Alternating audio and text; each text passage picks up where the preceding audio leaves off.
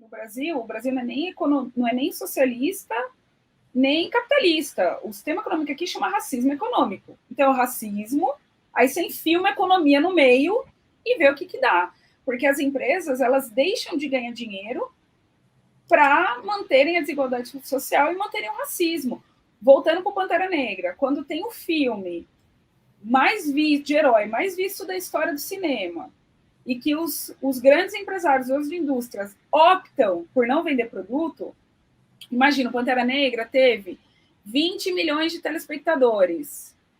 Qual empresa não quer? Imagina que, deixa eu ver, 20 milhões, 10%, 2 milhões. 2 milhões. Comprasse o produto. Qual empresa aqui não quer 2 milhões de consumidores? As empresas brasileiras, que não querem ter consumidor preto. Até hoje, no Brasil, é quase impossível você comprar uma boneca preta no varejo. Claro que aí tem os afroempreendedores, como, por exemplo, a boneca Nissa, que vende bonecas pretas, mas ainda não é varejo, não é você ir no shopping e comprar. Então, aliás, tem bonecas pretas sensacionais, né? Como a Lúcia Maquena faz bonecas negras lindas, e tem outras pessoas que também fazem, né? A Dilma Mello fez. A Dilma Mello não, a Dilma fez com a não vou lembrar o nome da empresa dela, na nossa época lá do núcleo, ela vendia bastante. Mas minha mãe faz boneca, vende muito boneca preta. Mas a Dona Thelma, né? É a revolução industrial das bonecas pretas, porque, claro, você encontra, mas você tem que comprar antes, tem que encomendar. Eu estou falando de varejo, de indústria. No Brasil não existe. Então, a boneca preta ou Pantera Negra é um bom exemplo do racismo estrutural. Porque, imagina, eu, empresária, eu adoraria ter uma loja no shopping de boneca preta. Eu não posso, porque para ter uma loja no shopping, eu tenho que me comprometer a ter um mínimo de estoque. E não existe no Brasil estoque de boneca preta. Eu não consigo comprar 10 mil bonecas para deixar de estoque e poder ter a loja no shopping. Então, aí você vê como a estrutura, no final, ela se aplica e o racismo existe, porque o racismo existe na materialidade. E assim é interessante, Luana, que você tocou um assunto que já foi discutido por algumas figuras importantes, como o Caio Prado Júnior, que eu gosto muito de ler, e o Clóvis Moura, e quem fala um pouco disso também, mais recentemente, é o Silvio de Almeida, que é a questão do racismo da economia. O Brasil, de fato, é capitalista, já foi capitalista em algum momento, né? Porque tem essa questão, se você tem 50% da população negra, você decide que não vai atender, em termos de produto, 50% da população, que capitalismo é esse? Aí, então, aí é um capitalismo que precisa mesmo, né, necessariamente, que o Estado faça esse monte de coisas, né?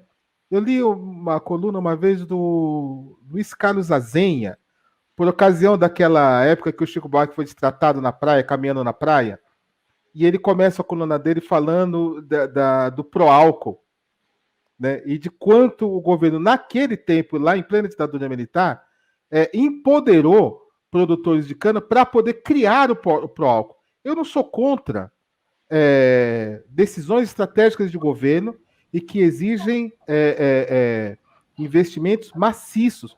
Todos os países fazem isso. Claro. Né? Todos os países fazem, pelo menos os grandes, os países ricos fazem. Né? O pessoal pensa que o cinema americano surgiu porque alguém teve uma ideia e empreendeu. Né? A indústria de carro, seja lá o que for. Sem investimento público. Não existe. Não, exatamente. Mas por que investir apenas em quem já é rico? Essa é a questão. Mas esse é o ponto, aí, então... porque no Brasil é muito mais importante ser racista e manter a desigualdade do que ganhar dinheiro, porque o investimento nessa economia, ou seja, em economias pretas, geraria riqueza para o país. Se o cara lá, a fábrica de boneca, vendesse boneca preta, ele ia ganhar dinheiro, mas para ele não importa. Para ele o mais importante cara, a gente não quer preto, a gente não quer. Mas a gente tem um outro problema aí, né, Luana?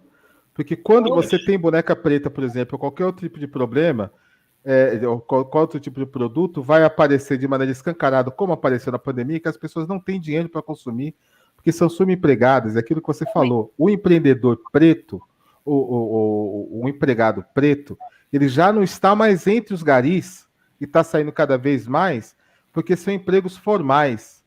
E nós estamos ficando cada vez mais com o subemprego.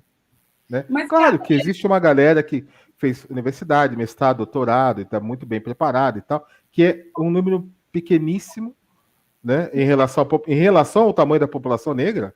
Então, mas aí que vamos pensar, sim, realmente, né? Em relação à população, então a população preta seria negra, né? 100 milhões de pessoas. Dessas 100 milhões, 20% está na classe A, B. Para você fazer uma comparação, nos Estados Unidos tem 36 milhões de pretos. No Brasil, só de preto de classe média e rico tem 20 milhões. Então, quer dizer, será que de verdade não tem público? Eles não querem vender? Ou eles vão usar... Tem. Exatamente, eles vão usar isso. Ou eles falam assim, não, mas a gente não vende. Cara, mas não foram vocês que inventaram marketing para vender qualquer coisa? Ué, eles inventaram marketing para vender qualquer coisa. Se você vai lá na faculdade de marketing, o cara fala isso, eu vou te ensinar a vender qualquer coisa. E aí o cara não consegue vender uma boneca, ou ainda ele fala, não, eu não posso colocar uma mulher preta na capa porque não vende. Ué, então cancela a faculdade de marketing, porque o marketing falou que tudo isso é possível, ou seja, eles vão se negar para justificar essa limitação, para justificar o racismo econômico.